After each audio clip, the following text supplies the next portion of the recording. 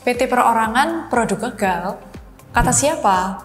Banyak sekali video di YouTube yang mengulas, menghakimi PT Perorangan sebagai produk gagal. Tapi setelah dicermati, orang-orang yang membuat video seperti ini bukan orang hukum, yang pastinya juga nggak baca peraturannya, atau hanya mengulas dari kendala teknisnya saja.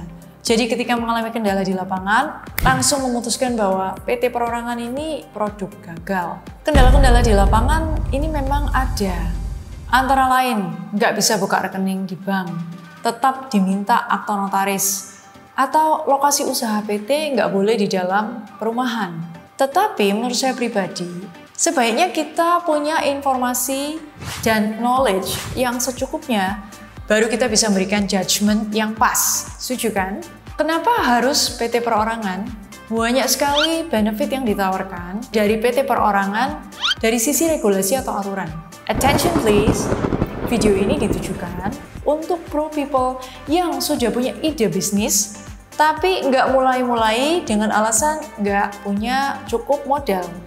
Pro people sebagai pengusaha harus punya knowledge ini, dan kalau video ini berguna, perlu share ke pro people yang lain supaya melek informasi soal PT Perorangan.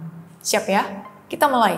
Yang akan kita bahas di video ini adalah kenapa harus PT? Ketika kita menjalankan satu usaha atau bisnis, kenapa kita harus pilih bentuk PT? Kemudian, 6 kelebihan yang ditawarkan oleh PT Perorangan dibandingkan PT biasa. Lalu ada kesimpulan, supaya pro people lebih gampang mengingat poin-poin penting dari video ini. Kelebihan PT. Kalau sudah pernah nonton video ini, kita sudah bahas kupas tuntas apa saja kelebihan PT sebagai badan usaha. Perseroan terbatas atau PT adalah badan usaha yang masuk kategori badan hukum. Badan hukum punya 2 ciri utama. Yang pertama adalah aset dan kewajiban yang terpisah dari aset dan kewajiban pemegang saham. Artinya, PT punya aset sendiri yang terpisah dari aset pemegang saham. Demikian juga kalau PT punya hutang. Hutang itu adalah kewajiban PT dan bukan kewajiban pribadi dari pemegang saham.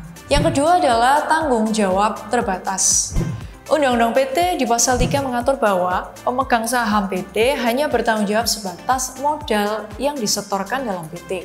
Jadi seandainya satu PT itu rugi atau bangkrut, maka pemegang saham hanya bertanggung jawab sebesar atau sebatas modal yang dia setorkan. Kedua ciri utama badan hukum ini akhirnya membuat PT sebagai bentuk usaha itu lebih kredibel atau lebih bonafit. Tapi ini ada downside-nya, yaitu sifat bonafit ini justru memberi kesan pada masyarakat bahwa kalau punya PT itu harus punya modal yang gede dan harus punya atau dikelola manajemen yang profesional.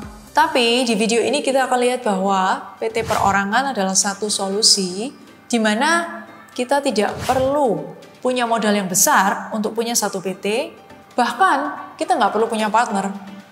Kita masuk dalam 6 keunggulan PT Perorangan dibandingkan PT biasa. Yang pertama adalah nggak perlu punya partner. Jadi kita bisa mulai atau bisa punya PT tanpa perlu mencari partner, di mana kita nggak perlu lagi mempertimbangkan karakter, cara seseorang mengelola keuangan, skill yang dimiliki, dan sebagainya. Juga di dalam PT Perorangan pengambilan keputusan pasti akan lebih cepat karena nggak perlu lagi yang namanya meeting dengan pemegang saham.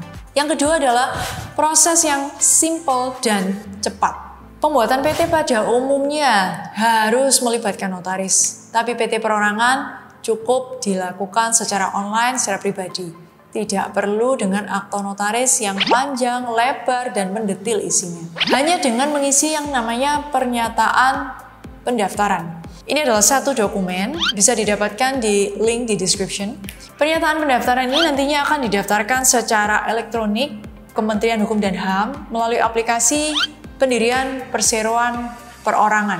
Setelah itu, pro people akan mendapatkan sertifikat pendaftaran pendirian perseroan perorangan. Dengan sertifikat pendaftaran ini, maka PT Perorangan sudah sah menjadi badan hukum. Yang ketiga adalah modalnya PT sangat fleksibel. Undang-Undang Nomor 40 Tahun 2007 tentang Perseroan Terbatas pada awalnya mengatur bahwa modal PT minimal adalah sebesar 50 juta. Tapi ketentuan ini kemudian direvisi dengan Peraturan Pemerintah Nomor 29 Tahun 2016, lalu direvisi lagi dengan Peraturan Pemerintah Nomor 8 Tahun 2021, yang pada intinya perseroan perorangan atau PT perorangan yang berskala mikro dan kecil, modalnya ditentukan sendiri oleh pendiri. Jadi, pendapat yang mengatakan bahwa punya PT harus punya modal besar itu adalah mitos. Kelebihan selanjutnya adalah dapat keringanan biaya pendirian. Pendirian PT yang skala usahanya UMKM, bahkan biaya jasa notarisnya pun diatur atau ada peraturannya. Jadi, nggak ada lagi yang namanya bikin PT itu biayanya besar. Kali ini khusus pembahasan mengenai PT perorangan yang bisa didaftar sendiri tanpa melibatkan notaris, maka prosesnya nggak hanya simple, tapi benar-benar biayanya sangat ringan. Tarif PNBP-nya itu hanya 50.000. Serius. Tetapi seringkali ada kendala ya. Bank untuk membuka rekening atas nama PT perorangan seringkali tetap minta yang namanya akta notaris. Ada saran dari teman-teman UMK, antara lain yang pertama bisa buka rekening di bank yang sama tapi di cabang yang ada di kota besar. Atau bisa juga dengan membuat akta notaris yang isinya berupa dokumen pelengkap dari legalitas PT perorangan yang sudah ada. Akta notaris memang tidak disyaratkan untuk pendirian PT perorangan, tapi bukan berarti nggak boleh dibuat. Yang kelima adalah adanya sifat badan hukum. Sifat badan hukum seperti yang tadi kita singgung di awal video ini, adalah adanya pemisahan yang tegas antara aset dan kewajiban PT dengan aset dan kewajiban pemegang saham. Juga ada yang namanya tanggung jawab terbatas, sehingga pemegang saham ini hanya bertanggung jawab sebesar atau sebatas modal yang dia setor ke dalam PT. Yang menarik di sini, saya ingin bahas ada satu video yang mengulas bahwa tujuan kita dalam membuat PT perorangan itu seharusnya bukan karena ada tanggung jawab terbatas. Video itu mengulas bahwa sekalipun ada tanggung jawab terbatas, bukan berarti kita itu bisa mendirikan PT, lalu kita punya banyak hutang, tinggal kita pilotkan PT-nya, lalu kita tinggal atau kita lari. Menurut saya ini adalah ulasan yang keliru atau nggak tepat ya. Pertanyaan saya, apa tujuan kita mendirikan PT? Apakah tujuan kita untuk punya usaha, mendapat profit, lalu kita kembangkan usaha itu? Atau tujuan kita membuat PT adalah ngumpulin hutang, kemudian kita pilotkan sehingga kita bebas? Kalau ini tujuan kita ya, otomatis PT perorangan ini memang bukan untuk Anda, karena tujuan itu dari semula sejak awal sudah melanggar hukum. Jadi yang kita bicarakan harusnya adalah sesuai dengan koridor hukum ya. Kemudian bicara soal kepailitan, Undang-Undang Nomor 37 Tahun 2004 tentang kepailitan dan PKPU. Secara aturan, proses penyelesaian perkara kepailitan hingga kasasi diselesaikan dalam waktu 120 hari. Ini adalah secara aturan ya. Dalam kenyataannya pasti jauh lebih panjang. Jadi memailitkan satu perusahaan itu ada prosesnya, bukan sekedar membalikkan tangan. Semoga Bro People lebih paham soal ini ya. Tidak hanya menelan mentah-mentah informasi yang didapat dari sosial media. Sehingga sifat tanggung jawab terbatas ini menurut saya pribadi akan sangat membantu pengusaha kecil, terutama apabila mengalami pandemi. Semisal ada pandemi jilid baru, bila ada. Atau krisis-krisis yang lain atau peristiwa-peristiwa lain yang tidak terduga. Sifat tanggung jawab terbatas ini akan sangat membantu bagi pengusaha kecil. Poin penting yang kedua, dengan adanya sifat badan hukum, PT perorangan, sekalipun pemegang sahamnya hanya satu, tapi bisa melakukan aktivitas ekspor. Memang betul, prosedur ekspor jauh lebih rumit dibandingkan bidang usaha PT pada umumnya seperti perdagangan atau jasa. Tetapi seiring dengan berjalannya waktu, saya yakin pasti akan ada penyempurnaan sistem dari segi peraturan maupun dari sistem yang pasti akan memudahkan pengusaha untuk berkiprah di bidang ekspor. Sebagai catatan, Undang-Undang Cipta Kerja, yaitu sumber dari ide produk mengenai PT perorangan ini, diundangkan tanggal 2 November 2020. Peraturan pelaksananya, yaitu PP nomor 8 tahun 2021, baru diterbitkan tanggal 2 Februari 2021, persis 3 bulan. Sedangkan aplikasinya aplikasi untuk pendirian perseroan perorangan baru dapat diakses, tidak ada tanggal yang pasti, tetapi lebih kurang pada 8 Oktober 2021. Jadi kita lihat bahwa pelan tapi pasti akan ada penyempurnaan. Ya, sekalipun pelan. Tapi di sini saya optimis bahwa pemerintah sudah mulai memberikan panggung dan memikirkan bagaimana supaya pengusaha mikro dan kecil kita bisa naik kelas. Begitu juga dengan masalah lokasi usaha. Dengan adanya OSS, lokasi usaha di daerah, kota, kabupaten tertentu harus sesuai dengan peruntukan. Tetapi untuk lokasi usaha atau PT yang berdiri di luar DKI Jakarta, masih tetap dimungkinkan lokasi PT di dalam perumahan. Ini pun juga pasti akan mengalami penyempurnaan. Keunggulan yang selanjutnya adalah adanya insentif pajak. Secara umum, tarif pajak untuk PT perorangan itu lebih rendah daripada PT biasa dan usaha perorangan. Insentif untuk PT perorangan antara lain tarif PPh 0,5% untuk omset setiap bulan. Lalu PT perorangan boleh memilih menjadi PKP atau tidak. Dengan kata lain, boleh memilih atau tidak wajib memungut dan menyetorkan PPN. Tarif ini berlaku selama 3 tahun sejak PT perorangan berdiri atau terdaftar. Perlu dicatat, sebelum mendirikan PT perorangan, ProPeople harus mempelajari dan paham betul dengan kewajiban perpajakannya.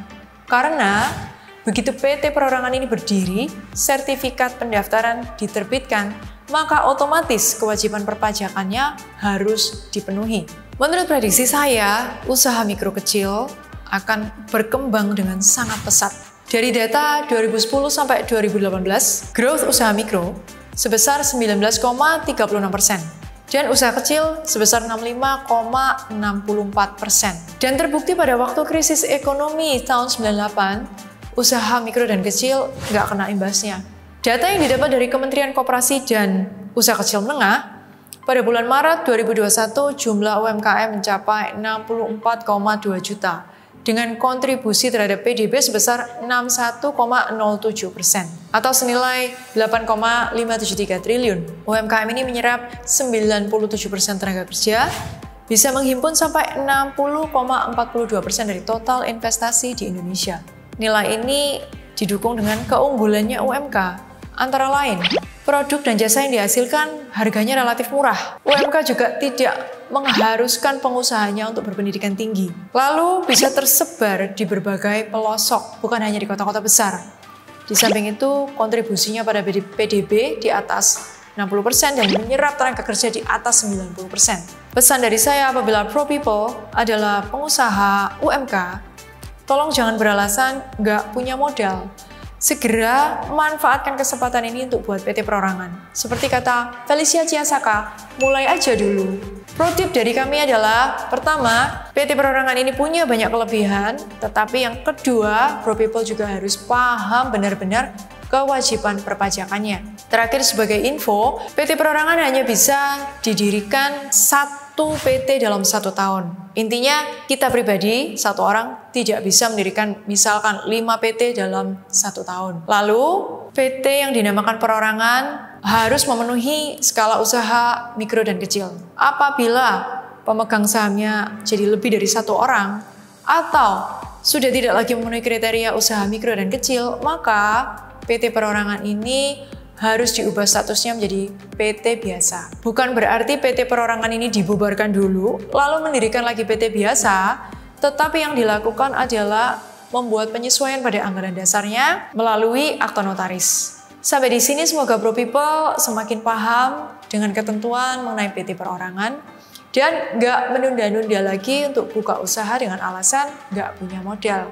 Seperti biasa, kalau setelah nonton video ini, ProPeople merasa jadi lebih berguna bagi nusa dan bangsa, atau jadi lebih terinspirasi, maka jangan lupa like and subscribe.